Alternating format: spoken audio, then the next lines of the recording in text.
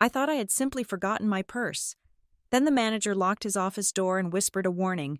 He told me to watch the security footage, but only if I was ready to lose my life the way I knew it.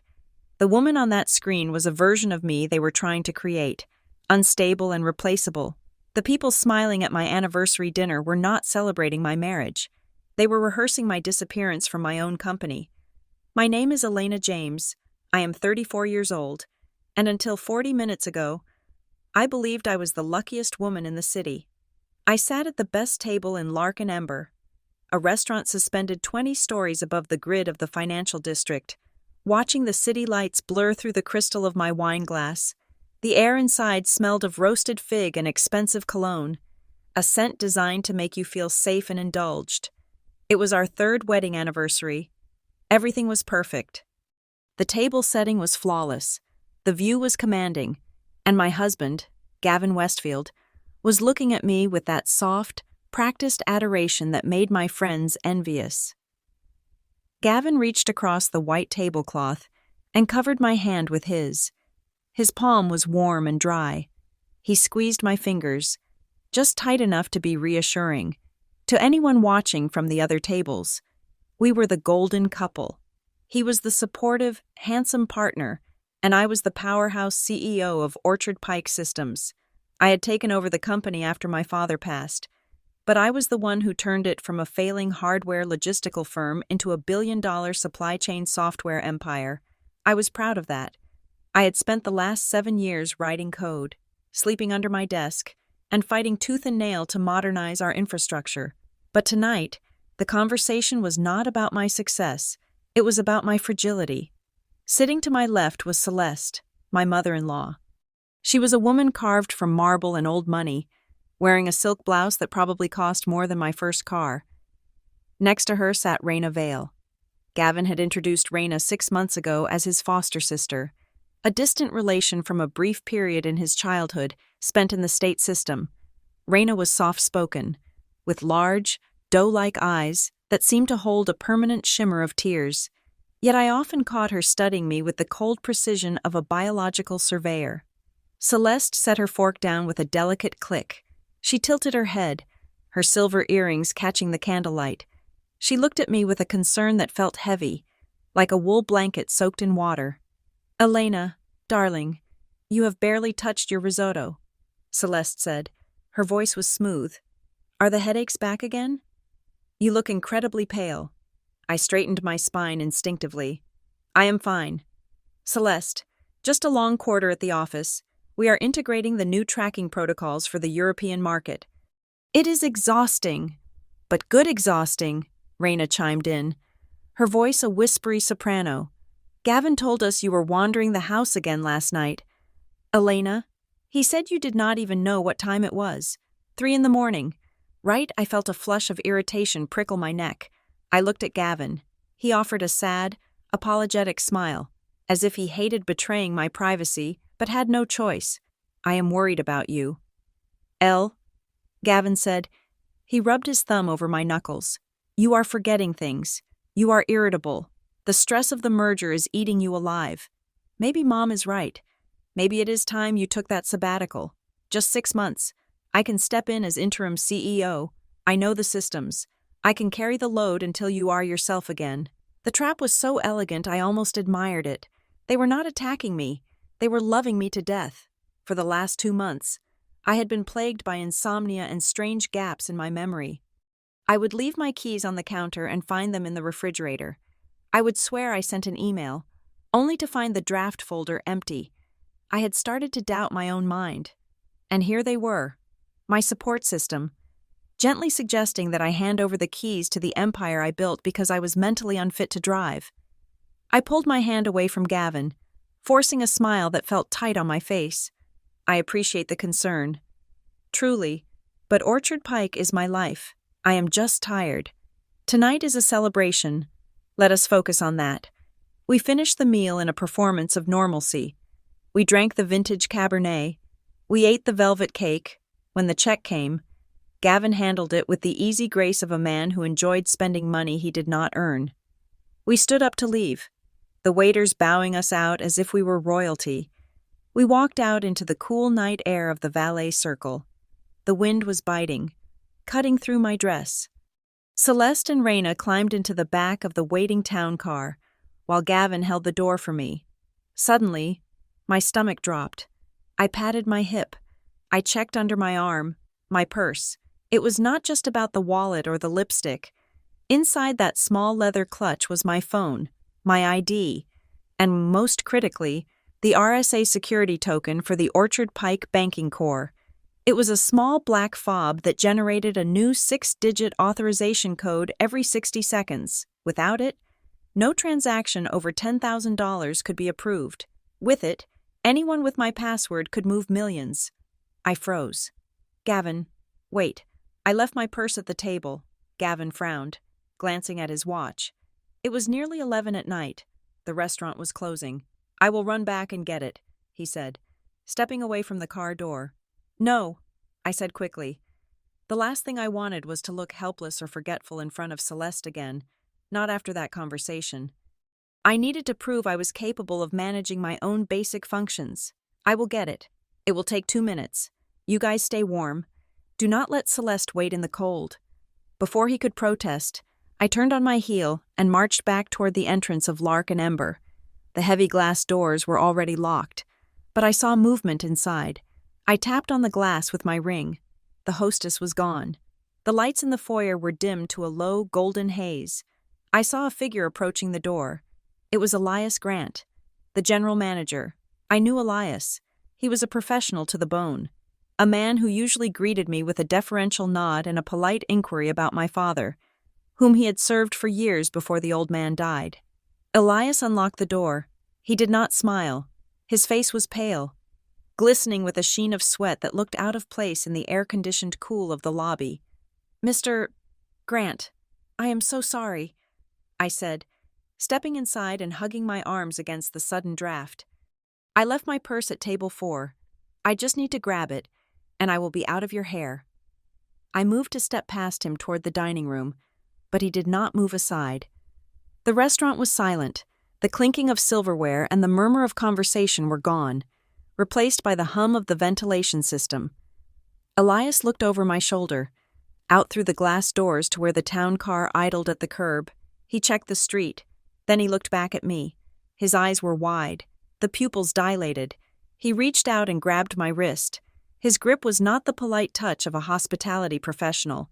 It was hard, desperate. "Mrs. James," he said. His voice was low, a rough scrape of sound. I tried to pull back, confused. "Elias, what are you doing?" "My purse is just right over there."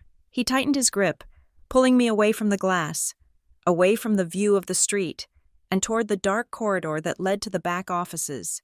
"You are not going back out there," he hissed. "Excuse me," I demanded, my confusion hardening into anger. "Let go of me. My husband is waiting outside. He is not waiting for you," Elias said. The words hung in the air, heavy and wrong. He pulled me sharply, forcing me to stumble in my high heels. I opened my mouth to scream, to demand he unhand me, but the look on his face stopped the sound in my throat. It was pure, unadulterated terror. He leaned in close, his breath smelling of coffee and fear. "You need to come with me, right now. Do not ask questions. Just walk." Elias Grant dragged me into the back office, a cramped, windowless room that smelled of stale coffee and receipt paper. The contrast to the velvet-draped dining room was jarring. He released my wrist only to slam the heavy steel door shut. I heard the deadbolt slide home with a mechanical finality that made my breath hitch in my throat. "Sit down, Mrs. James," he said. His voice was trembling, but his eyes were hard, fixed on mine with an intensity that bordered on manic. "Do not unlock your phone. Do not call anyone. Not until you see what I have to show you." I rubbed my wrist where his fingers had dug in. My heart was hammering against my ribs, a frantic rhythm of confusion and rising anger. I opened my mouth to threaten him with a lawsuit, to demand he open the door, but he was already moving behind his desk. He did not look like a kidnapper. He looked like a man who was terrified of what he was about to do. He woke the computer monitor. A grid of security feeds sprang to life, black and white ghosts of the restaurant's interior. He clicked on a file saved to the desktop, his hand shaking so badly the cursor danced across the screen. "This is from 10 minutes ago," he said. "Just watch, please." The video player expanded. It was a high-angle shot of our table, the one with the panoramic view of the city. I saw the back of my own head. I saw Gavin's profile, sharp and handsome. I saw Celeste and Reina. I watched myself stand up on the screen. I saw the digital timestamp in the corner tick forward. I watched the version of Elena on the screen walk away, heading toward the exit. For 3 seconds, nothing happened. The 3 people left at the table sat in silence. Then, the atmosphere on the screen shifted. It was subtle, a change in air pressure. As soon as I was out of the frame, Gavin dropped his shoulders. The loving, attentive posture he had maintained all evening vanished instantly. He did not look sad. He did not look tired. He looked efficient. He turned his head sharply to the left, then to the right, scanning the dining room floor. It was a predator's scan, checking for witnesses, checking for eyes. Safe. He reached for my purse. I felt a cold numbness start in my fingertips. On the screen, Gavin moved with the speed of a sleight-of-hand magician. There was no hesitation, no guilt. He unzipped the main compartment. His hand dove in and came back out holding the black rectangular fob. My RSA security token. He did not hide it. He passed it across the table to Reina. I leaned closer to the monitor, my breath fogging the glass. Reina did not look surprised. She did not ask what it was. She took the token and slid it into the inner pocket of her blazer in one fluid motion. It was the casual entitlement of the gesture that made me sick. She pocketed the key to my company's financial veins as if it were a pack of gum she had asked him to fetch. Celeste sat motionless. She did not look around. She was watching Gavin and Reina, her face impassive. Then, she raised her hand slightly, palm down, and made a small patting motion in the air. "Steady. Pace yourselves." She was not a bystander. She was the director. I thought that was it. I thought they just wanted the money. But Elias pointed a trembling finger at the screen. "Watch the bottle," he whispered. On screen, Gavin was back in my purse. He pulled out the small amber prescription bottle I carried everywhere my melatonin and herbal sleep aid mix. I had been taking them for weeks to combat the insomnia. Gavin placed the bottle on his lap. From his own jacket pocket, he produced an identical amber bottle. He unscrewed the caps of both bottles simultaneously, keeping his hands under the lip of the table. Shielded by the tablecloth, it took him less than 6 seconds. He swapped the contents. He poured my pills into his pocket and poured the new pills into my bottle. He screwed the cap back on my bottle and slipped it back into my purse, zipping it shut exactly as I had left it. "What is that?" I whispered, my voice sounding foreign to my own ears. "What did he put in there?" Elias paused the video. He turned to me, his face grim. "I have seen that specific label before, Mrs. James, in a news report about a probate fraud case in Florida last year. They are benzodiazepine derivatives mixed with scopolamine. They do not just make you sleep, they make you suggestible. They ruin your short-term memory. If you take those for a week, you will not remember your own name. You will slur your speech. You will have mood swings." He looked me dead in the eye, to a doctor or a judge. "You will look like you are having a psychotic break. You will look incompetent." I stared at the frozen image of my husband, the man who held me when I cried, the man who told me to take a vacation because he was worried about my health. He wasn't worried. He was manufacturing the symptoms. On the screen, Elias hit play again. The job was done. The purse was zipped. The token was gone. The poison was in place. Gavin picked up his wine glass. He raised it. Reina raised hers. Celeste, with a small, chilling smile, lifted her water glass. They touched rims. They laughed. It was not a boisterous laugh. It was the quiet, satisfied chuckle of a team that had just executed a complex play perfectly. I sat back in the chair, feeling the blood drain from my face. My legs felt heavy, like lead pipes. I could not breathe. "Why?" I asked, looking at Elias. "Why are you showing me this? You could lose your job. If they find out, Elias cut me off. He turned away from the screen, running a hand over his bald head. I watch the tapes every night. Mrs. James, it is part of the job. Usually, it is just staff stealing wine or customers getting too handsy. But when I saw your table tonight, the hair on my arms stood up. He leaned against the desk, crossing his arms. 5 years ago, I managed a steakhouse in Chicago. I saw a family do this exact same thing to an old woman. The son, the daughter-in-law. They switched her meds. They took her documents.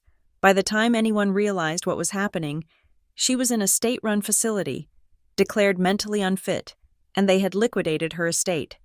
She died alone in a room with peeling paint. He looked at the screen, at the smiling faces of the people I loved. I did not speak up then. I told myself it was family business. I told myself I might be misinterpreting things. I have carried that guilt for 5 years. Tonight, when I saw your husband check the room like a thief, I knew I could not be a coward twice. He unlocked a drawer and pulled out a USB drive. I copied the footage. It is all here. I looked at the drive, then at the door. Outside that door, they were waiting in the car. Gavin was probably checking his watch, wondering why I was taking so long, preparing his concerned face. Elena, darling, did you get lost?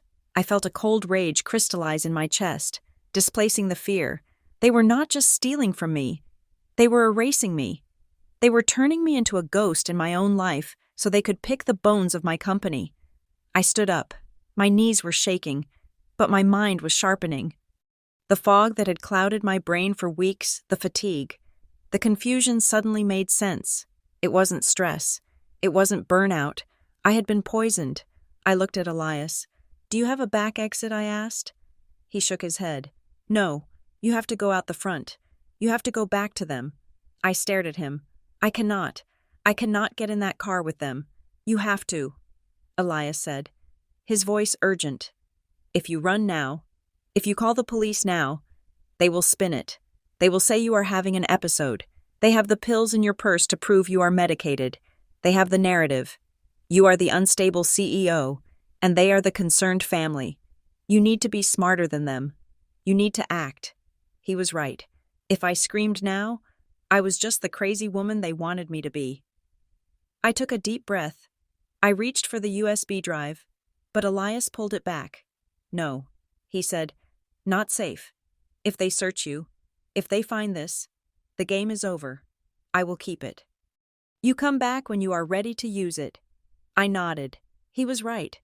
I smoothed my dress. I fixed my hair in the reflection of the monitor. I looked at the woman on the screen, the victim. Then I looked at myself in the dark glass. I reached for the door handle. Wait, Elias said. I turned back. Your purse, he said. It is on the counter in the front. Do not forget to act like you found it. And Mrs. James, yes. Do not take the pills. I forced a smile. It felt like armor. I promise. I unlocked the door and stepped back out into the dim hallway. The air was colder now. The silence of the restaurant felt different. It was no longer peaceful. It was the silence of a battlefield before the first shot is fired. I walked toward the front, toward the glass doors, toward the husband who had just toasted to my destruction. The walk back to the town car was the longest journey of my life. My legs felt like they were moving through deep water, but I forced my posture to remain upright. I dialed Gavin's number as I pushed through the heavy glass doors, holding the phone to my ear not to hear his voice, but to establish the timeline of my return. I got it, I said, keeping my tone light and breathless, the way a flustered wife should sound. The staff had left it behind the host stand. I am coming out now. When I slid into the back seat, the warmth of the car hit me like a physical blow. Gavin looked at me, his eyes scanning my face for any sign of the truth. I gave him nothing. I offered a sheepish, apologetic smile, clutching the purse to my chest, the purse that he had violated only minutes ago. I am so sorry to hold everyone up, I said. My mind is just scattered tonight. Raina turned from the front seat. Her eyes were dark pools in the dim light of the car. Do not apologize, Elena. We just want you to be safe." Her voice was syrup, sweet and cloying. I looked at the pocket of her blazer, knowing my security token was sitting right against her heart. I wanted to scream. I wanted to claw at her perfectly made-up face. Instead, I leaned my head on Gavin's shoulder. "Let us just go home," I whispered. The ride back to our estate in the hills was silent. Celeste had been dropped off first, pressing a dry kiss to my cheek and whispering that I needed to rest before the big decisions came. When we finally walked through the front door of our home, the silence of the house felt different. It was no longer a sanctuary. It was a stage, and I had to play the lead role without a script. "You go on up," Gavin said, loosening his tie. "I will bring you some water and your medicine." I walked up the grand staircase, my hand trailing on the banister. Every instinct in my body screamed at me to run, to pack a bag, to flee into the night. But Elias was right. If I ran, I was the crazy woman. If I stayed, I was the spy. I went into the bathroom and changed into my silk pajamas. I washed my face, staring at my reflection. My eyes looked haunted, but I practiced softening them. I practiced the look of a woman who was tired, confused, and grateful for her husband's care. Gavin entered the bedroom 5 minutes later. He held a crystal glass of water and the amber bottle, the bottle he had tampered with. "Here we go," he said softly, sitting on the edge of the bed. "This will help you shut off that brilliant brain of yours for a few hours." I sat up, taking the glass. He shook 2 pills into his palm and held them out to me. They looked exactly like the herbal supplements I took every night. The deception was flawless. I took the pills from his hand. His fingers brushed mine, and my skin crawled.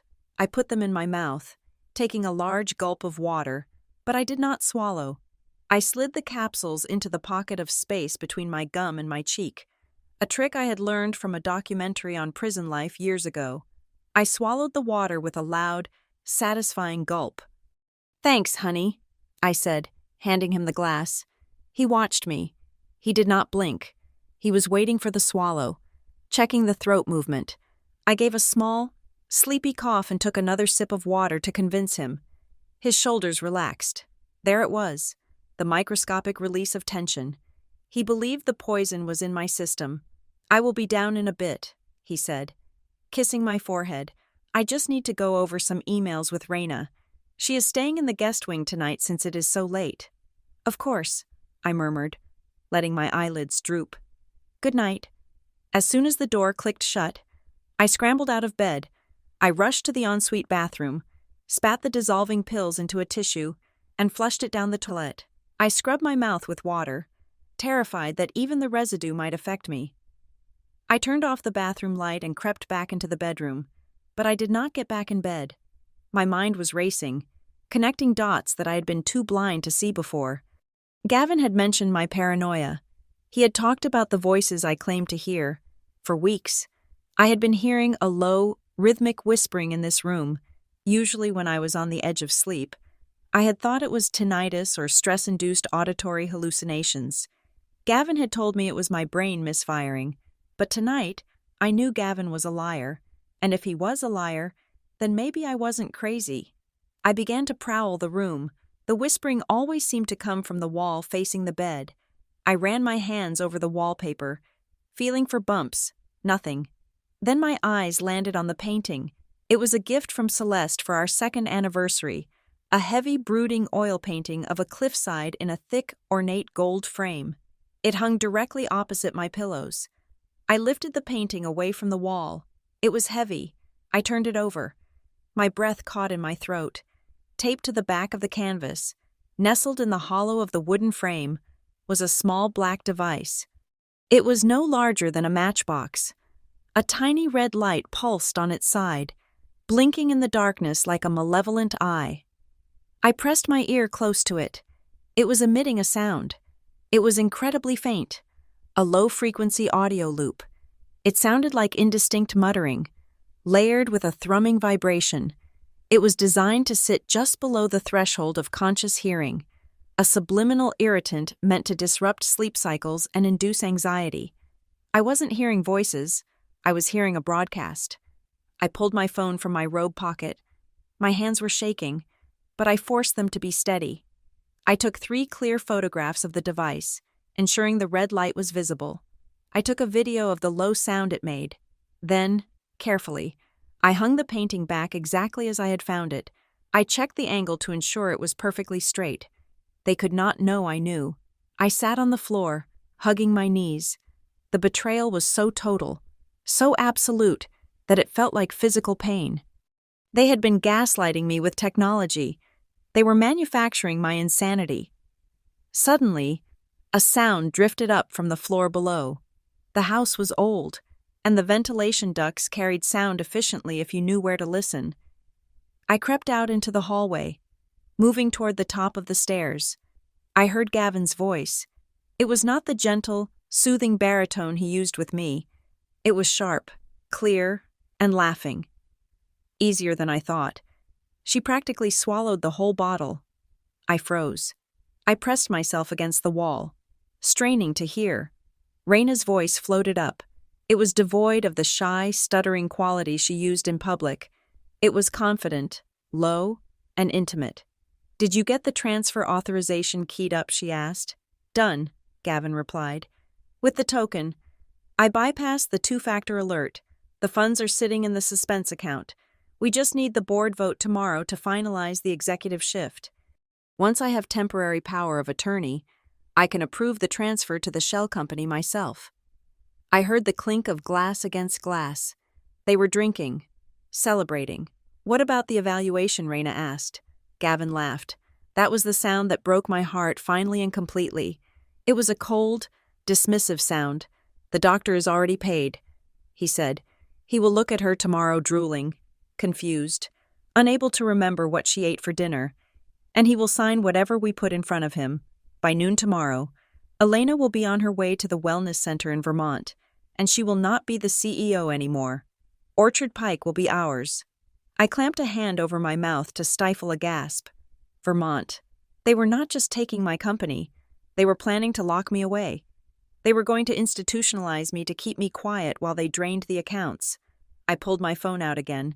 I tapped the voice memo app. I held it out toward the stairwell, watching the waveform dance as it captured their treason. "She really thinks you love her," Raina purred.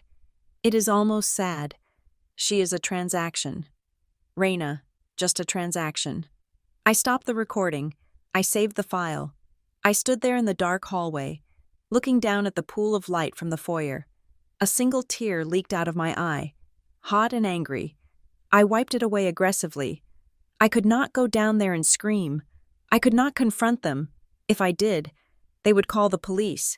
They would say I was hallucinating, that I was violent. They would use the pills they thought I had swallowed as proof of my overdose.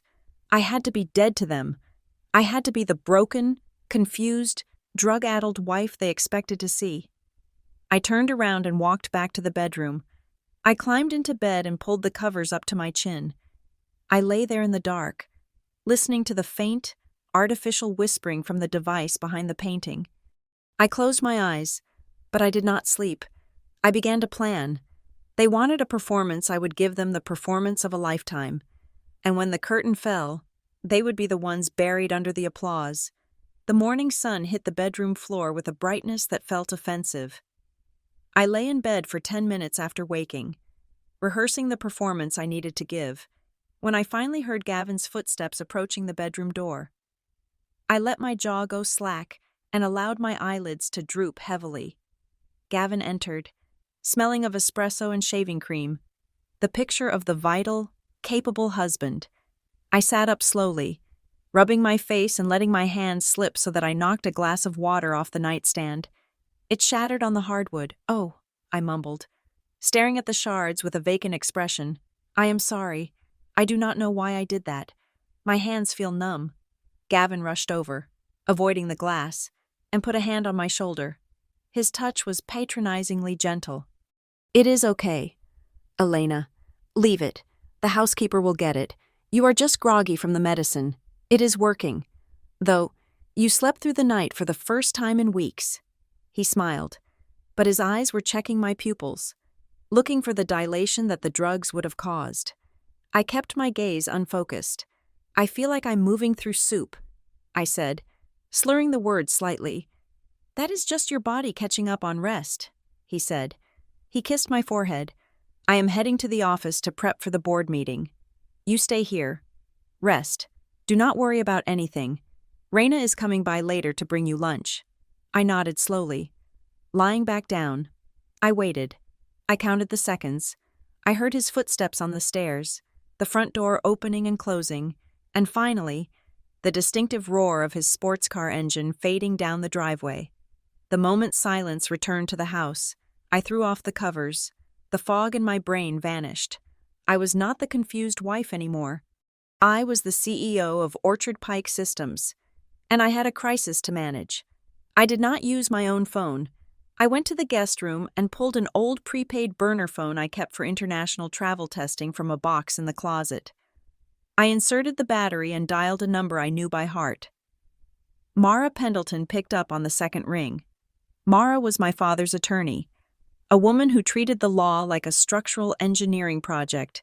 She was 60 years old, sharp as a razor, and the only person in the world I trusted implicitly.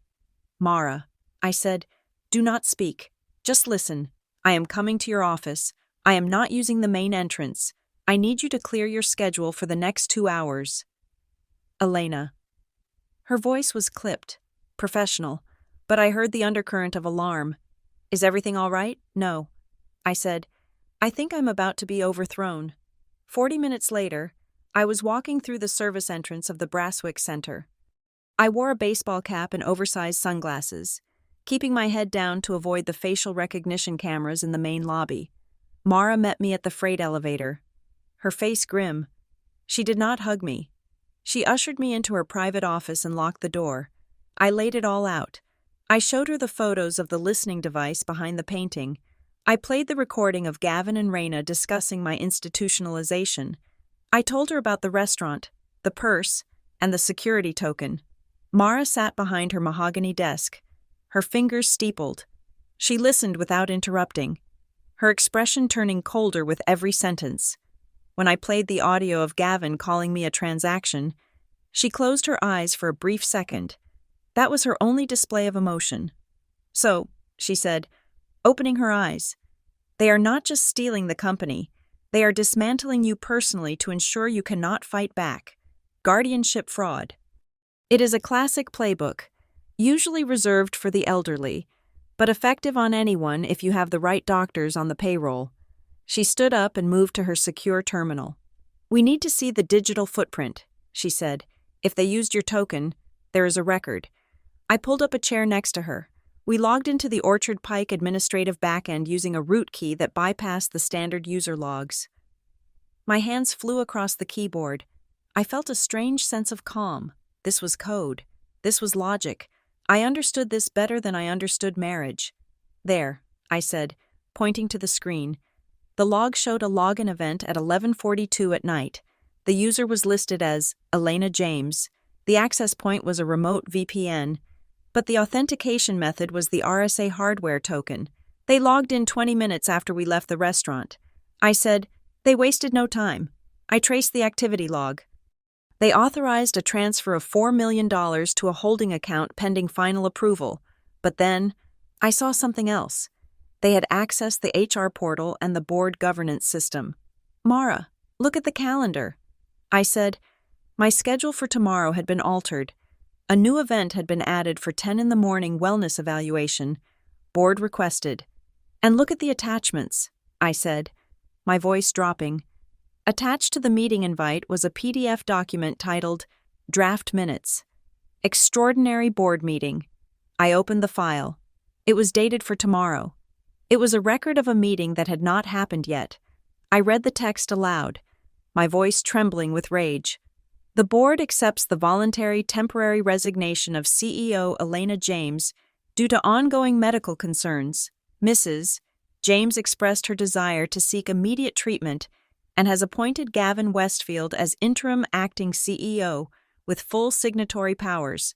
It was all there, my surrender, my admission of incompetence. Written, formatted, and ready to be signed before I even walked into the room. Mara slammed her hand down on the desk. "They are not leaving anything to chance," she said. "This is a coup d'etat. They intend to ambush you with a doctor, get you agitated, declare you unfit, and then vote on this resolution while you are being escorted out of the building." She turned to me, her eyes blazing. "Elena, you cannot confront them yet. If you go home and scream at Gavin, you play right into their narrative. You are the hysterical woman. We need to catch them in the act of fraud." "What do we do?" I asked. Mara began typing rapidly. "We are going to set a tripwire," she said. "I am activating an emergency internal audit protocol on the banking core. It is a silent alarm. We will flag any transaction over $50,000 for manual review by the external compliance officer." She hit enter. A green confirmation bar swept across the screen. "When Gavin tries to move that money tomorrow, it will not go through," she explained. "But he will not know that until he tries to execute the final step. By then, he will already be in the board meeting, thinking he has won." I looked at the screen, at the pre-written minutes that declared the end of my career. "There is one more thing," I said. I opened the vendor list in the system. I searched for the company receiving the $4 million. Juniper Wren Consulting. I have never heard of them. I said. Mara wrote the name down. "I will have my investigator run it." She said, "If this is a shell company, we will find out who really owns it." She turned to me. "You have to go back home. Elena, you have to go back to that house and sleep next to the man who is planning to lock you away. Can you do that?" I stood up. I thought about the pills in the toilet. I thought about the listening device behind the painting. I thought about the smirk on Raina's face. "I can do it," I said. "I am not his wife anymore. Mara, I am an undercover asset in my own house." "Good," Mara said, "because tomorrow, we are not just going to stop them, we are going to bury them." The evening air in the house was thick enough to choke on. I was sitting in the living room, staring at a book I was not reading. When the doorbell rang, it was not a guest, it was an inspection. Celeste swept in, trailing the scent of expensive lilies and judgment. She did not hug me. She touched my arm with cold fingertips, a gesture that felt less like affection and more like a doctor checking for a pulse on a corpse. She carried a tin of loose-leaf tea, something rare and herbal, claiming it would help settle my nerves. I sat on the sofa, tucking my legs underneath me, playing the part of the diminished woman. Gavin sat on the arm of the chair nearby, watching me like a hawk disguised as a husband. "You know we only want what is best for you." "Elena," Celeste said, pouring the tea into delicate china cups. She took a sip, her eyes over the rim fixing on mine. "But we have to be realistic. The shareholders are skittish. If word gets out that you are unwell, the stock will plummet."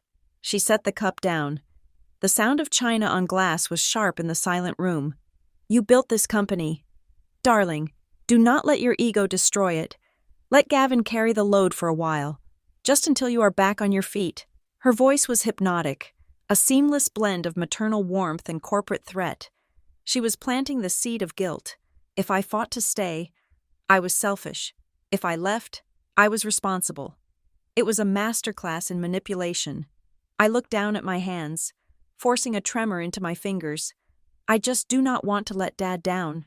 I whispered. "You won't," Celeste said, leaning forward. "But imagine if you made a mistake during a live rollout because of these headaches. Imagine the liability." Before I could answer, Raina entered the room. She was wearing a simple sweater and jeans, trying to look domestic and harmless.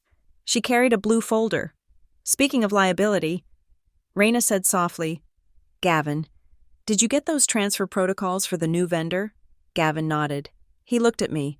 "Honey, I hate to ask, but these are just some standard compliance forms for the quarterly audit. Raina needs your signature to file them tonight. It is just procedural." Raina slid the folder onto the coffee table in front of me. She clicked a pen and held it out. "Right here," she said, pointing to a line at the bottom of a dense page of text. I leaned forward. I knew exactly what this was. If I signed this, I would likely be signing away my voting rights or authorizing Gavin to act as my proxy indefinitely. I squinted, narrowing my eyes until the text actually did blur. I reached for the pen, but I let my hand shake violently. I dropped the pen. It clattered onto the floor. I am sorry, I stammered. I cannot focus. The words are swimming. Raina picked up the pen. Her smile tightened at the corners. Just try. Elena, it is just your name. I rubbed my eyes, feigning a sudden onset of a migraine. I really cannot read it. Raina, is it urgent? Can it wait until morning? Gavin and Celeste exchanged a look. A flicker of annoyance crossed Gavin's face, fast as lightning, before he smoothed it back into concern.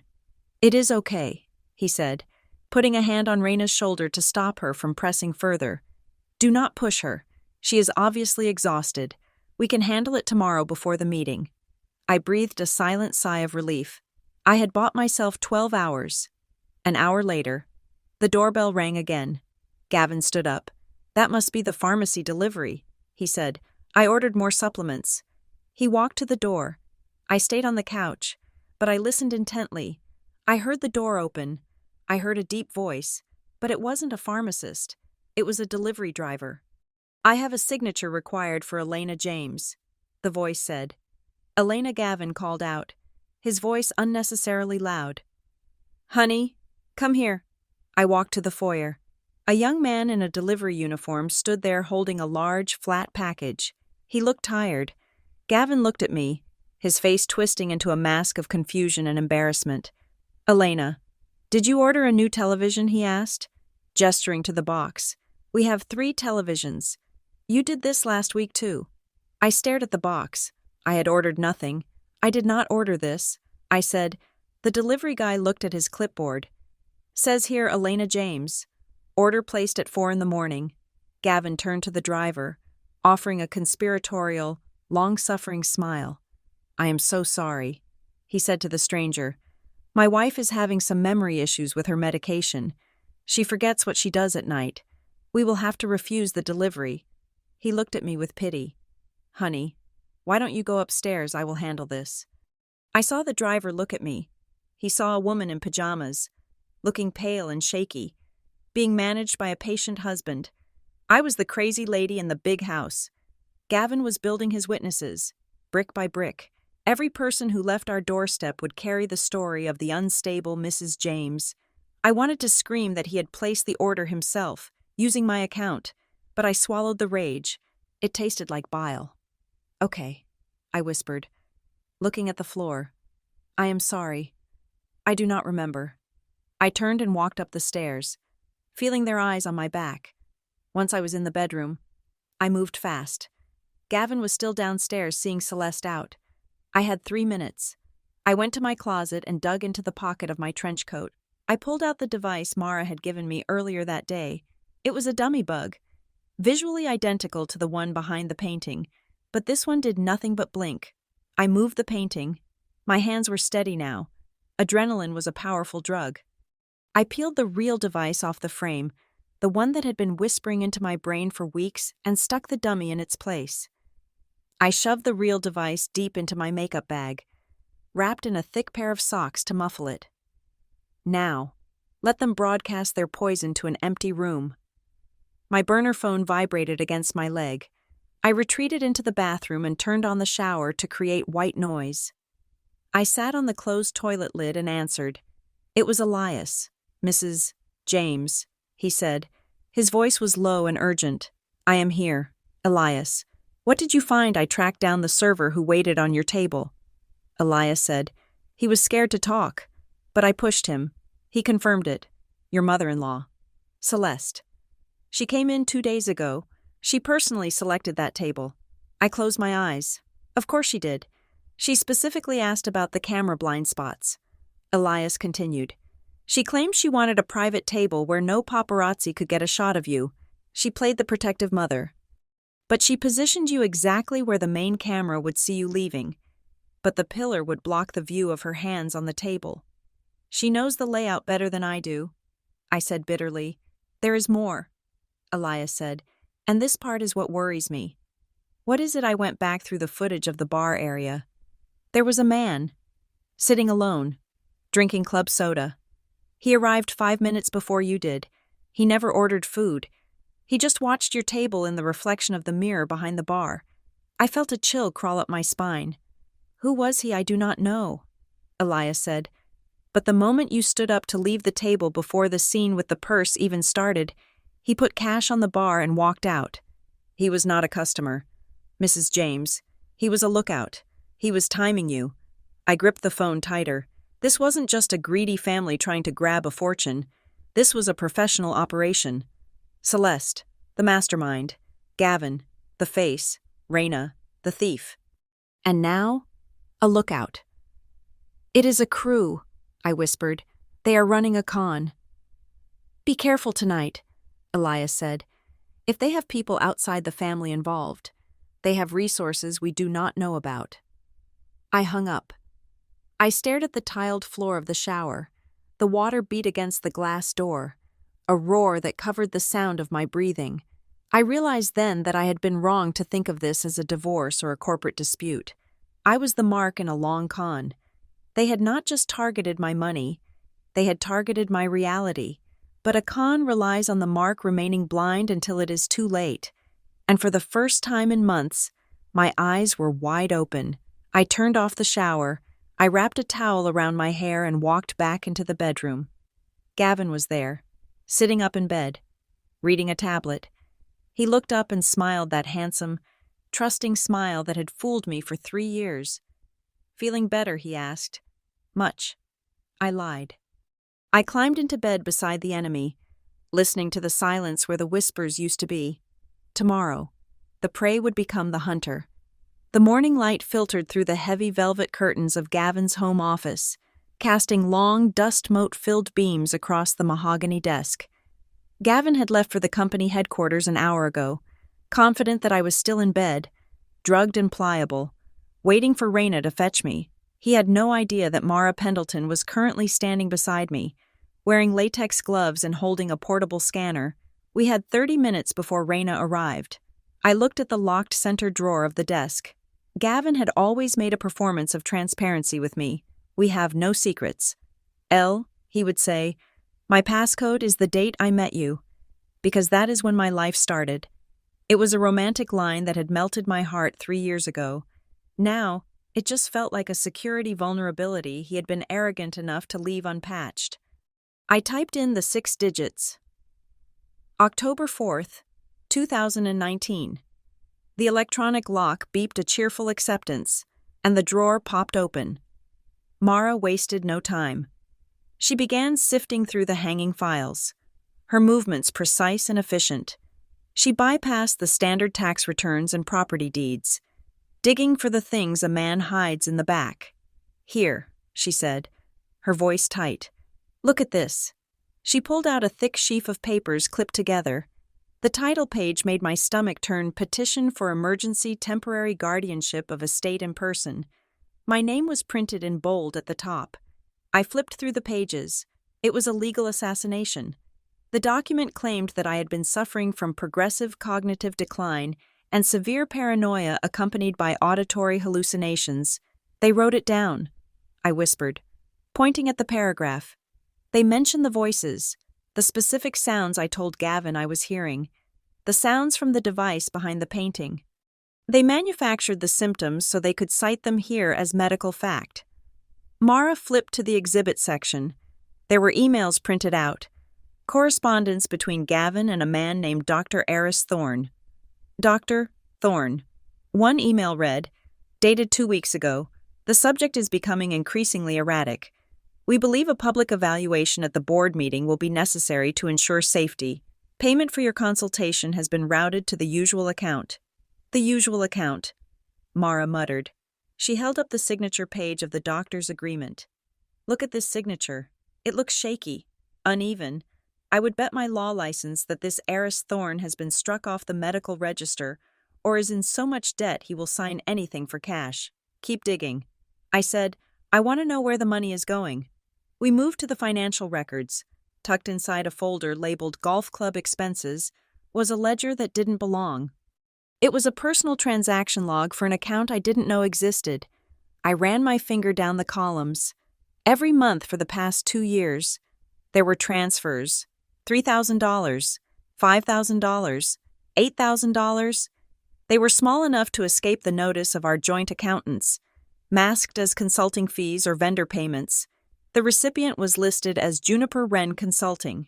That is the same name we saw in the system yesterday. I said, the company receiving the $4 million.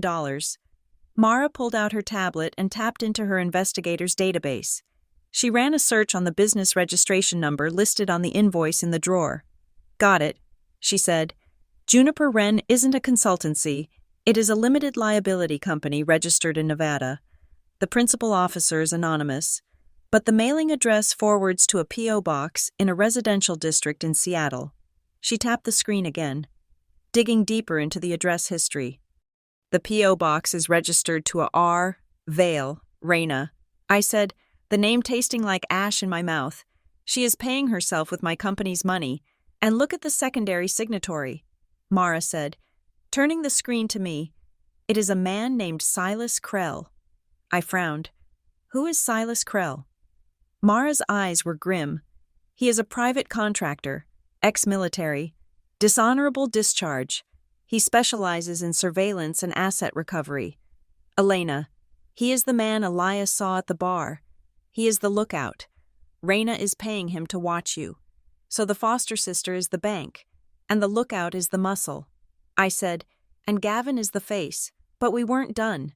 At the very back of the drawer, taped to the underside of the wood so it wouldn't be seen by a casual observer, was a flat manila envelope.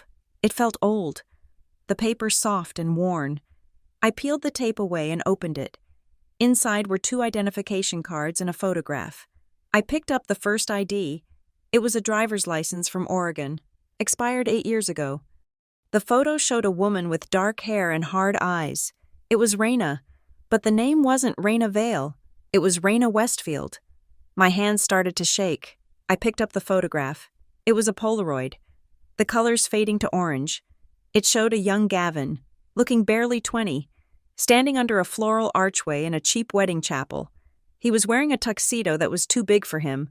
Next to him, wearing a white sundress and holding a bouquet of daisies, was Reina. They were kissing, and on her finger, clear as day, was a gold band. I felt the room tilt. I grabbed the edge of the desk to steady myself. Foster sister, I whispered. She is not his foster sister. Mara took the photo from my hand. She looked at it, then at me. Her face hardened into a mask of pure prosecutorial fury. No, Mara said, her voice dropping to a terrifying chill. She is not his foster sister. She is his wife. I stared at the woman in the photo, the way she held Gavin's lapel, the possessiveness in her grip. It all made sense, the intimacy, the late-night whispers, the way she looked at me not with jealousy, but with the cold calculation of a business partner assessing an asset. They never divorced, I realized, or if they did, it was on paper only. They have been together this whole time. I am the mistress, I said, a hysterical laugh bubbling up in my throat. In my own marriage, I am the other woman. Mara grabbed my shoulders, forcing me to look at her. You are not the mistress.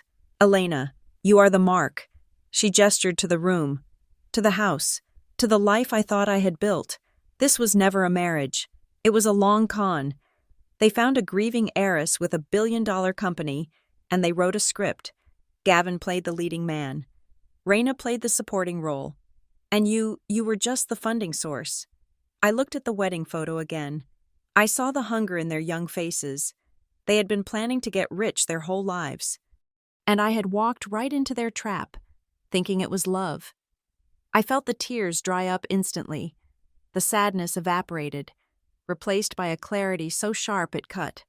Take the files, I said to Mara. Take all of it. The IDs, the photo, the emails.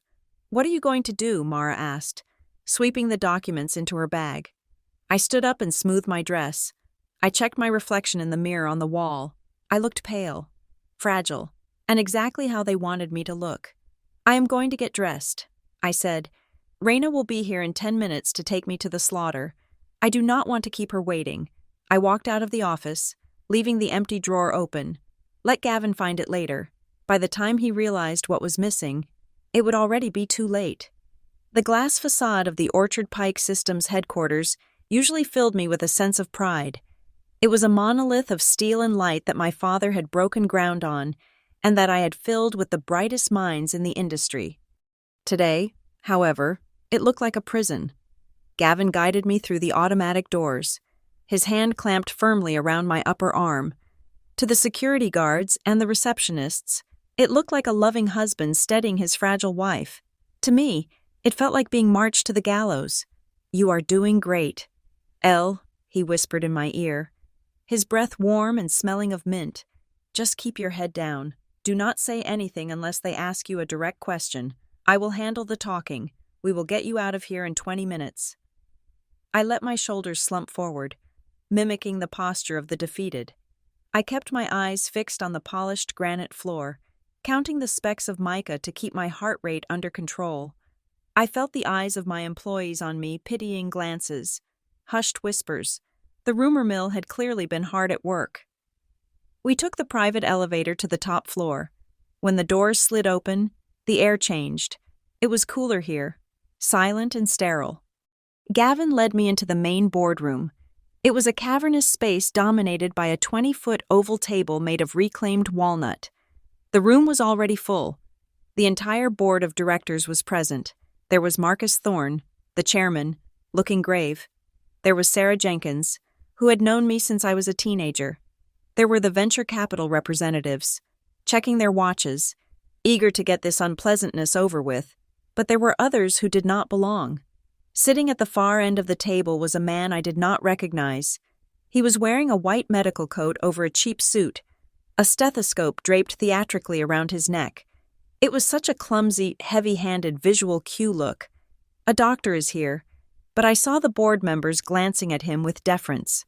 And in the corner, sitting in a high-backed leather chair like a queen on her throne, was Celeste. She wore a charcoal suit that commanded respect. She caught my eye and offered a small, sad smile, nodding encouragement. It was the smile of a predator watching a wounded deer stumble into a clearing. Gavin pulled out a chair for me at the center of the table. Opposite the chairman, I sank into it, letting my gaze drift vaguely around the room, avoiding direct eye contact. "Let us begin," Marcus said, tapping his pen on the table. "We all know why we are here. This is an emergency session regarding the leadership stability of Orchard Pike." Gavin stood up. He buttoned his jacket, projecting an image of reluctant strength. "Thank you all for coming on such short notice," Gavin said. His voice was smooth, pitched perfectly to convey deep sorrow. "As many of you know, Leona has been struggling with her health for several months. We have tried to manage this privately, hoping for a recovery, but the situation has accelerated." He looked down at me, placing a hand on my shoulder. I flinched slightly, a calculated move to show instability. "The stress of the CEO position is exacerbating her condition," Gavin continued. "We are dealing with severe insomnia, memory lapses, and confusion regarding reality. It has reached a point where it is no longer safe for her, or responsible for the company, for her to remain in control of daily operations." I saw Sarah Jenkins look at me with genuine worry. "Elena, is this true?" I opened my mouth, but Gavin squeezed my shoulder hard. "She is on heavy medication." "Sarah," he said quickly, "she is barely lucid." I looked at Sarah, letting my lip tremble. "I am just so tired. Sarah, I do not know what day it is." The lie tasted like copper on my tongue, but it had the desired effect. Sarah looked down, shaking her head sadly. Gavin pressed his advantage. "We are not asking for a permanent removal," he said. "We are proposing a temporary transfer of executive power. I am willing to step in as interim CEO with full signatory authority over the banking cores and operational decisions. This will allow Elena to go to a specialized wellness facility in Vermont for a 6-month evaluation period." He slid a stack of documents down the table. "This is the motion. It grants me power of attorney and temporary control of the board seat." Marcus picked up the document. "It is a big step, Gavin, to transfer full control without a transition period. Are we sure this is necessary?" I held my breath. This was the weak point. The board was conservative. They liked me. They needed a push. That push came from the person I least expected. Julian Vane, our CFO, cleared his throat. Julian had been my father's college roommate. He was the man who taught me how to read a balance sheet. I had trusted him with my life, if I may. Mr. Chairman, Julian said. He did not look at me. He looked at his notepad. I have to corroborate Gavin's concerns. From a financial perspective, we have seen irregularities. The room went deadly silent. Irregularities, Marcus asked. Julian nodded. In the last quarter, I have received conflicting directives from Elena's office. Approvals for projects that do not exist. Emails sent at 3 a.m. that are incoherent. Just last week, she authorized a vendor payment that was completely outside of our budget, then denied she ever signed it. My heart hammered against my ribs. He was lying. I had never done those things. But then I realized Julian was the one who controlled the logs. He was the one who could fabricate the paper trail.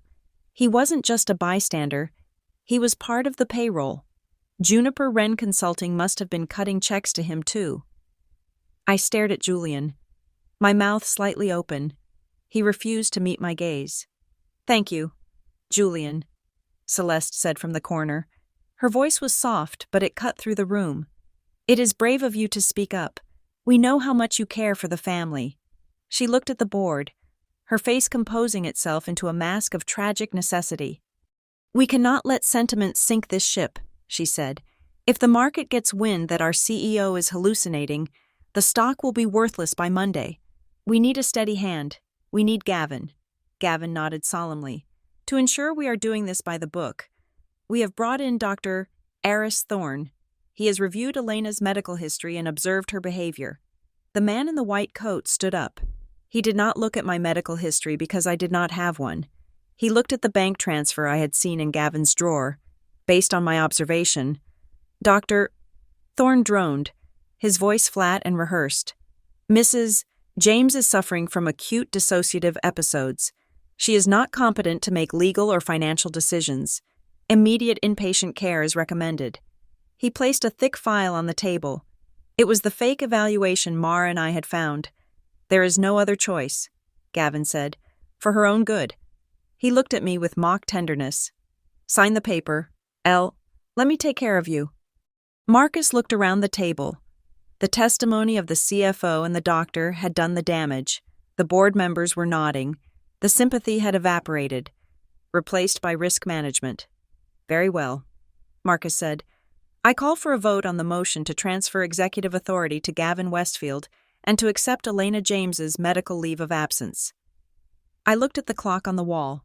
It was 10:15 in the morning. Mara had said she would be here at 10:14. Where was she? "All in favor?" Marcus asked. Hands started to go up. Julian's hand shot up first, then the venture capitalists. I gripped the edge of the table. If that vote passed, Gavin would have the legal authority to empty the company accounts before lunch. He would sign the guardianship papers, and I would be dragged out of here by security. I looked at the heavy oak doors of the boardroom. They remained shut. There was no sound of footsteps, no commotion outside. Just the hum of the air conditioning and the scratching of pens on paper. Gavin raised his hand. That made 6 votes. They needed 7 for a majority. "Sarah," Gavin said softly, "we need you." Sarah hesitated. She looked at me one last time. I tried to signal her with my eyes, to beg her to wait, but I could not break character. If I screamed now, I proved the doctor right. "I am sorry." "Elena," Sarah whispered. She began to raise her hand. My stomach dropped. The trap had snapped shut. I was alone in a room full of people who were erasing me. I looked at Gavin. He wasn't looking at me anymore. He was looking at the chairman, a smile of triumph already touching his lips. He had won. The script was perfect. The acting was flawless. And then I heard it. Not the door opening, but the sound of a heavy, metal click from the electronic lock on the main entrance. Sarah's hand hovered in the air. The double doors didn't just open. They were thrown wide with a force that banged them against the stops. Everyone turned. Gavin half rose from his chair. annoyance flashing across his face. "You cannot come in here," he barked. "We are in session." But the figure standing in the doorway was not a secretary or a lost intern. It was Mara Pendleton, and she was not alone. The silence that followed Mara's entrance was not the silence of relief. It was the silence of a bomb that had landed but had not yet detonated. Gavin recovered first. His reaction speed was terrifying. He did not look at Mara. He looked at the board members, his face twisting into a mask of apologetic exhaustion. "Please forgive this intrusion," Gavin said, his voice smooth and commanding. He gestured toward the door where security guards were already moving to intercept Mara. "My wife's attorney is a fierce advocate, but she is seemingly unaware of the severity of Elena's medical crisis. This is exactly the kind of confusion we are trying to contain." Mara stood her ground near the entrance, her briefcase gripped tight in her hand. She did not shout. She simply watched, waiting for my signal. We had agreed on this. I had to trigger the trap myself. If she intervened too early, it would look like she was fighting my battles for me. I had to prove I was lucid enough to ask for help, or confused enough to lure them into overplaying their hand. Gavin turned his back on Mara and zeroed in on me. He walked to the head of the table, towering over my chair. He placed both hands on the walnut surface, boxing me in. "Elena," he said, his voice dropping to that tender, suffocating register he used so well. "Look at me." I slowly lifted my head. I let my eyes drift, focusing on his tie knot rather than his face. I blinked rapidly, as if the light hurt. "Tell them." He coaxed. "Tell the board how you have been feeling. Tell them about the nights you wake up screaming. Tell them you want to go to Vermont. Prove to them that you are still in there. Somewhere." It was a brilliant gamble. He was challenging me to speak, knowing that the drugs he thought I had taken, the cocktail of sedatives and hallucinogens, would make my speech slurred and my thoughts incoherent. He wanted me to open my mouth and remove all doubt. I swallowed hard. My throat felt dry. I looked at Sarah Jenkins, whose eyes were filled with tears. I looked at Marcus Thorne. I started, my voice trembling. "I just want the noise to stop." Gavin sighed, a sound of profound sadness. He looked at the board. "You see," he whispered, "the man in the white coat, the hired actor playing Dr. Thorne, stepped forward. He pulled a penlight from his pocket, encroaching on my personal space. "Mrs. James," the doctor said, his voice loud and patronizing, like he was speaking to a child. "Do you know where you are right now? Can you tell us the date?" I shrank back in my chair, pulling my knees together. I paused, looking around the room frantically. "It is the anniversary." The doctor nodded gravely at the board members. "Disorientation to time and place," he noted, as if dictating to a medical journal. "Mrs. James, are the voices speaking to you right now? The ones you told your husband about? The ones in the walls?" I looked at Gavin. He was smiling at me, a tiny, encouraging nod. "Say yes. Elena, be the crazy wife." "I hear them," I whispered. "I hear whispering." A murmur of discomfort rippled through the room. Julian, the CFO, shook his head, closing his folder. "This is cruel," Julian said, acting the part of the reluctant executioner. "We cannot keep her in this chair. We need to vote. We need to let Gavin take over so she can get help." Marcus, the chairman, looked torn. He picked up his pen. "I agree," Marcus said. "We cannot delay this." "Wait." The word came from the end of the table. "Celeste." She stood up slowly, smoothing the front of her charcoal suit. She opened her leather portfolio and pulled out a single sheet of paper. It was not a medical report. It was a legal document. "I did not want to show this," Celeste said, her voice trembling with feigned emotion. "I wanted to protect Elena's dignity, but if there is any doubt about her intentions, I think the board needs to see this." She slid the paper down the polished table. It spun slowly and came to a stop in front of Marcus. "What is this?" Marcus asked. "It is an addendum to her employment contract," Celeste said. "Elena signed it 2 days ago.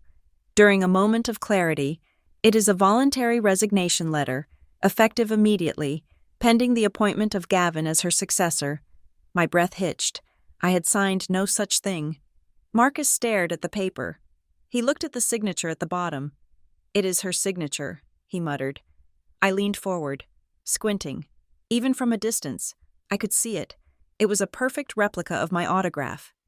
They must have traced it from the anniversary card I gave Gavin, or lifted it from a company check. They had forged my resignation to ensure that even if the medical vote failed, they had a backup kill switch. "That is it, then," Julian said, slapping the table. "She resigned. The vote is a formality." Gavin looked at me. His eyes were cold. "Dead things. It is over." "Elena," he mouthed. The room felt like it was spinning. The air pressure dropped. This was the moment.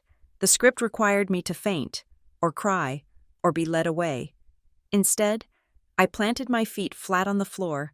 I gripped the arms of the leather chair. I pushed myself up. I did not stand up like an invalid.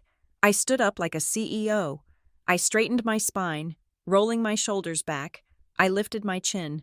I let the vacuous, confused expression slide off my face like a wet mask, revealing the cold, hard anger underneath. I looked directly at Marcus. "I want the recording of this meeting preserved," I said.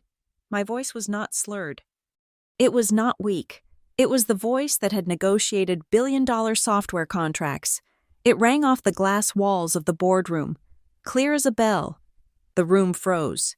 Gavin's head snapped toward me, his eyes widening in genuine shock. The doctor took a stumbling step back. "Excuse me," Marcus asked, blinking. I pointed to the omnidirectional microphone in the center of the table. According to Bylaw Section 14, Paragraph C, any emergency removal of a sitting officer must be recorded for legal review. I said, "I want to confirm that the red light is on. I want to confirm that every word spoken in this room and every document presented is being logged on the secure server." Julian, the CFO, stood up, his face flushing red. "This is unnecessary," he sputtered. "We are past the point of why is it unnecessary?" "Julian," I cut him off, my voice sharp as a whip. I turned to look at him. "If this is a standard medical transition, if everything here is above board, then the recording is for your protection." I said, "Why are you afraid to have a record of what you just said? Why are you afraid to have that resignation letter analyzed by a forensic handwriting expert?" The silence that followed was heavy. It was the sound of a narrative shattering. Gavin moved. He abandoned the pretense of the grieving husband. He rounded the table, moving toward me with aggressive speed. "She is having a psychotic break," he shouted, gesturing to the fake doctor. "She is becoming agitated. Restrain her, doctor. Give her the sedative. Now."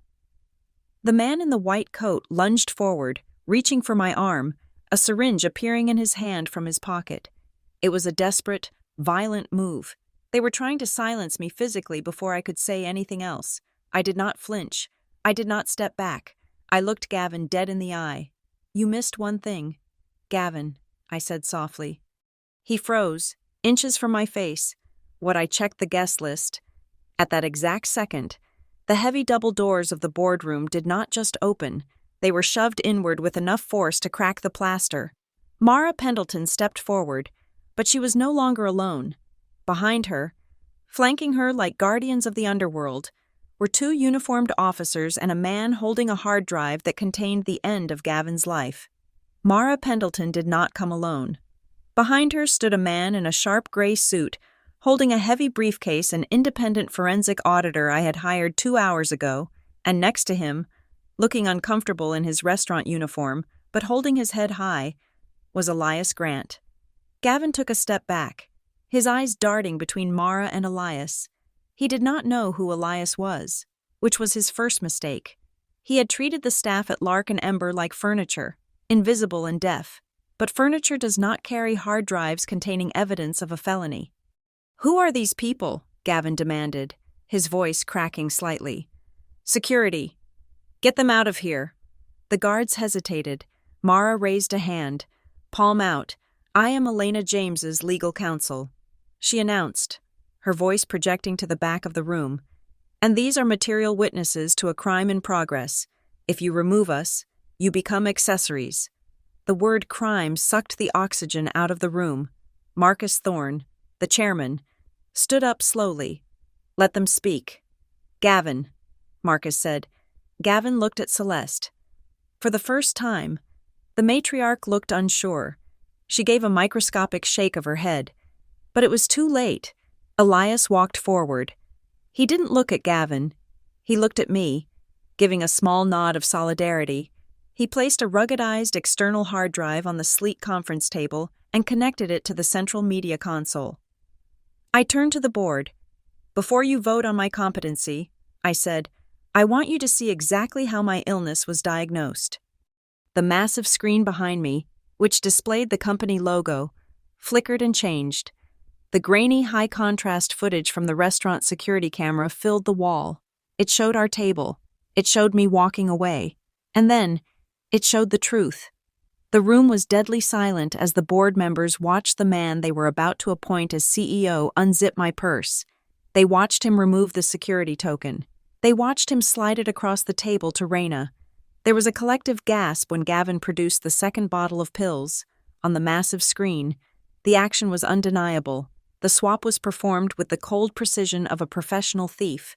He drugged her. Sarah Jenkins whispered, her hand flying to her mouth. "My God." He drugged her. I let the video play until the moment they toasted their success. Then, I signaled Elias to pause it on the image of Gavin's smiling face. I turned to the room. "That is the RSA token for the corporate treasury," I said. It was used 40 minutes later to authorize a pending transfer of $4 million. Gavin was shaking. His face had gone the color of ash. "It is a deep fake," he stammered, pointing a trembling finger at the screen. "She edited it. Look at the technology company she runs. She generated this to frame me because she is paranoid." I did not argue. I simply pressed a button on the remote control Mara had handed me. Audio filled the room. It was the recording from the stairwell. The quality was crystal clear. "She is a transaction. Reina, just a transaction." Gavin's voice boomed through the speakers. "Casual and cruel. The doctor is already paid. He will look at her tomorrow, and he will sign whatever we put in front of him." I stopped the playback. I looked at the man in the white coat.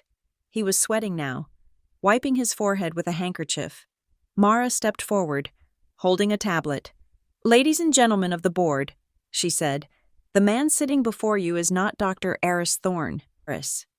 His name is Peter Kincaid. He is a former anesthesiologist who lost his license 5 years ago for selling prescription pads to addicts. He is currently on probation." She slid the tablet down the table toward Marcus. "Here is the wire transfer from Gavin's personal account to Mr. Kincaid. Sent yesterday. $5,000 for a frantic morning of acting." The fake doctor stood up so fast his chair tipped over. He didn't say a word. He just grabbed his bag and bolted for the door. The security guards, finally realizing who the villains were, blocked his path and held him there. Gavin looked around the room. He saw the disgust on Sarah's face. He saw the fury in Marcus's eyes. He realized the ground had crumbled beneath him. He turned to me. His eyes were wild, pleading. "Elena, baby," he said, his voice dropping to a whisper. "You are taking this out of context. The pills, they were just vitamins. I was trying to help you. You know I love you. You are having an episode. Please, do not do this." I looked at him. I felt absolutely nothing. The love I had held for him for 3 years was gone, replaced by a clinical detachment. "I am not having an episode." "Gavin," I said, "I am having an audit." I turned my gaze to Julian, the CFO. He was sitting very still, trying to make himself small. He had hoped that by staying quiet, the fire would consume only Gavin, but I was burning the whole house down. "Julian," I said softly. He flinched.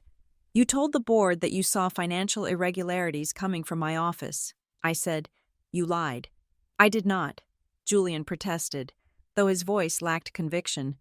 "I saw the logs." I reached into Mara's briefcase and pulled out the file on Juniper Wren Consulting.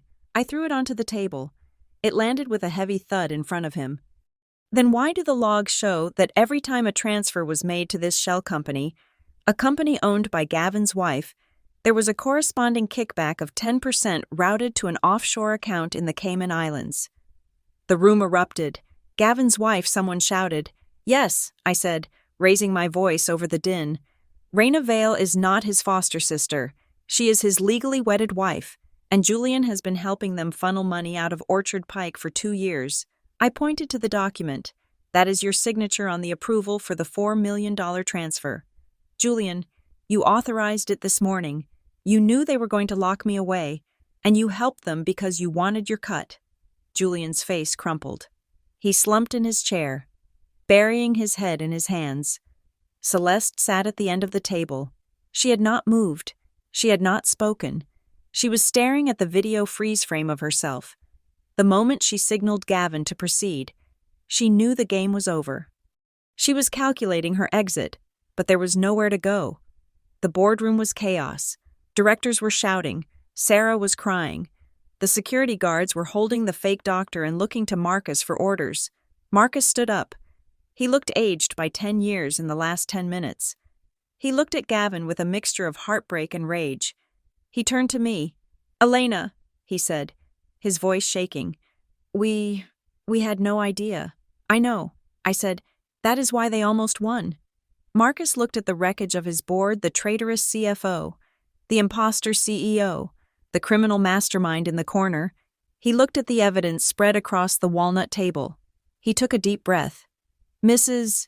James, he asked formally, as the rightful CEO and majority shareholder, what is your directive?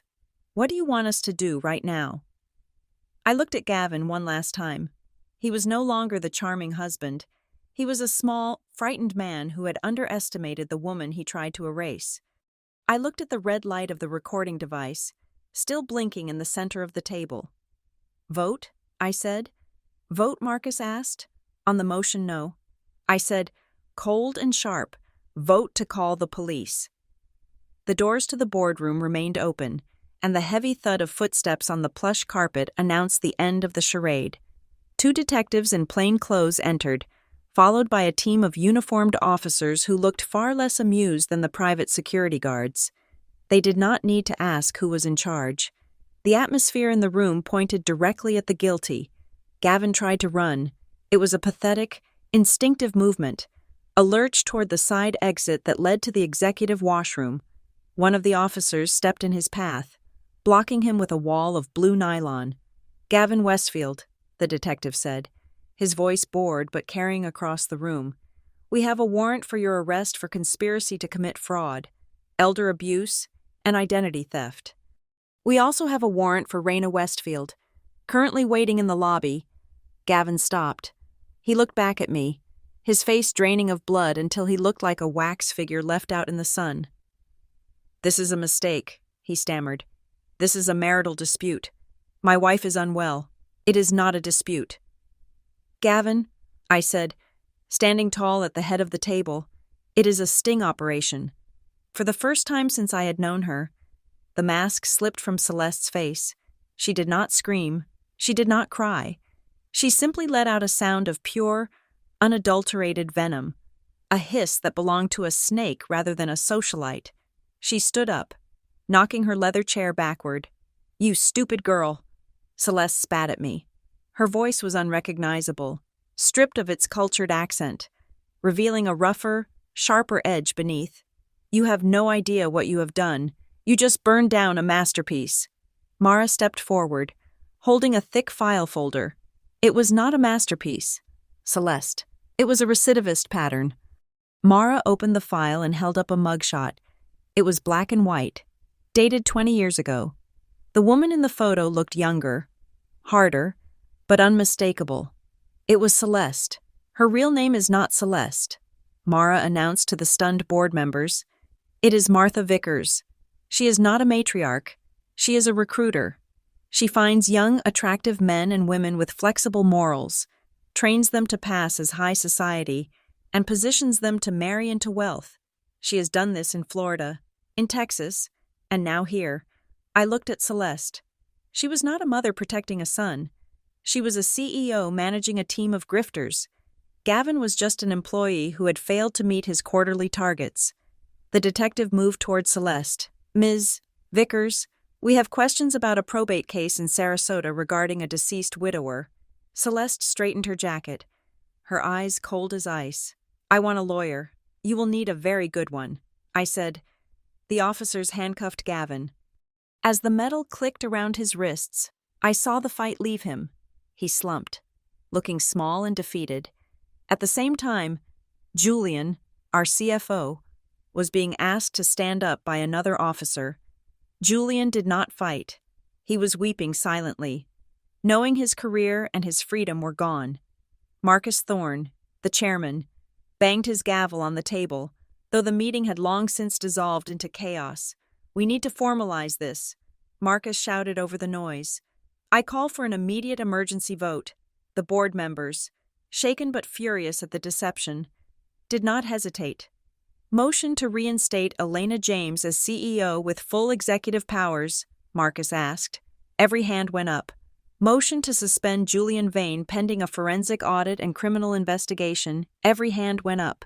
Motion to strip Gavin Westfield of all access privileges and bar him from company property permanently. The hands stayed up. It was unanimous. In less than 60 seconds, the coup was reversed. The parasites had been purged from the host, but Gavin was not done. As the officers began to lead him out, he stopped. He dug his heels into the carpet and turned to look at me. His eyes were wide, desperate, trying to find the woman who had loved him for 3 years. Elena. Wait, he shouted. I signaled the officers to pause. I wanted to hear this. I wanted to hear the final lie. I walked over to him, stopping just out of reach. Why, I asked. He looked at me, tears streaming down his face. He looked so sincere. It was his greatest talent. I did it for us. He sobbed. I did it because I was scared. I saw you working yourself to death. I thought if I took over, we could finally be happy. We could go away together. I love you. I have always loved you. The money was just to secure our future. He looked at the board members, then back at me.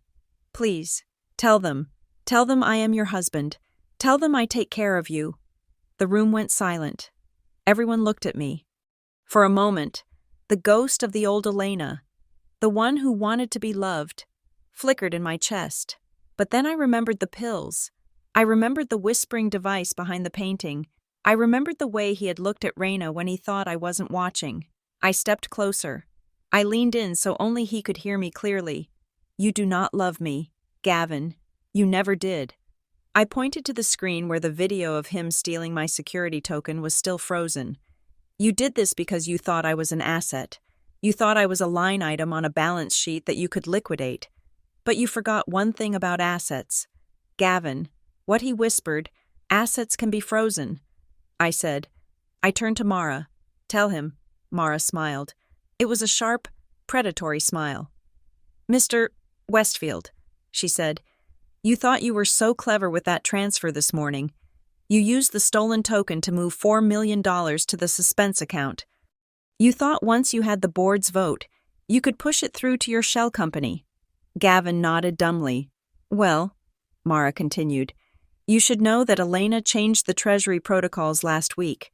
She switched the core accounts to a multi-signature requirement, the token you stole. It was a decoy. It has not had authorization power for 7 days.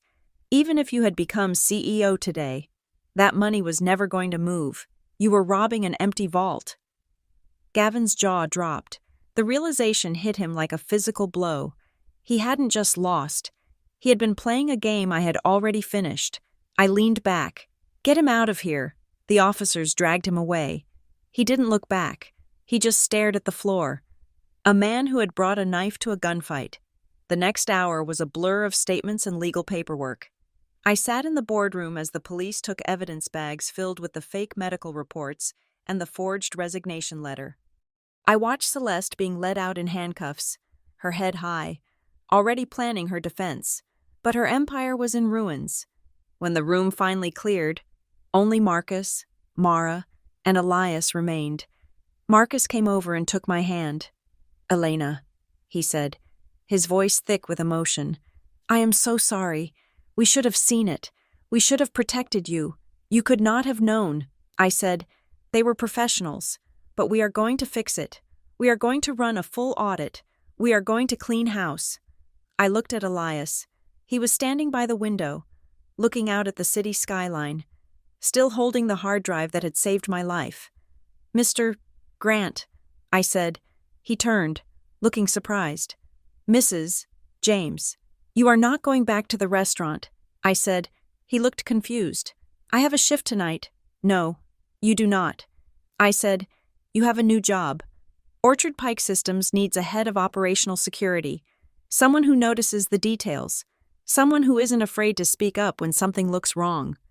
Someone I can trust." I walked over and extended my hand. "The salary is triple what you make at Lark and Ember. Do you accept?" Elias looked at my hand, then at my face. He smiled, a genuine, warm smile. "I accept, Mrs. James." I walked out of the building into the bright midday sun. The air smelled of exhaust and city dust, but to me, it smelled like freedom. I was alone. My marriage was a lie. My family was a fraud. My heart was bruised. But as I looked up at the steel tower of my company, I felt a surge of power. I had not let them break me. I had not let them make me crazy. I had used the truth as a weapon, and I had won. Violence is loud, rage is messy, but the truth is a scalpel. It cuts clean, and it cuts deep, and today, I had cut the cancer out of my life forever. Thank you so much for listening to this story. I would love to know where you are tuning in from right now, so please drop a comment below and share your thoughts on Elena's revenge. If you enjoyed this story, please subscribe to the channel Leona Revenge Stories. Hit that like button and smash the hype button to help this video reach more people.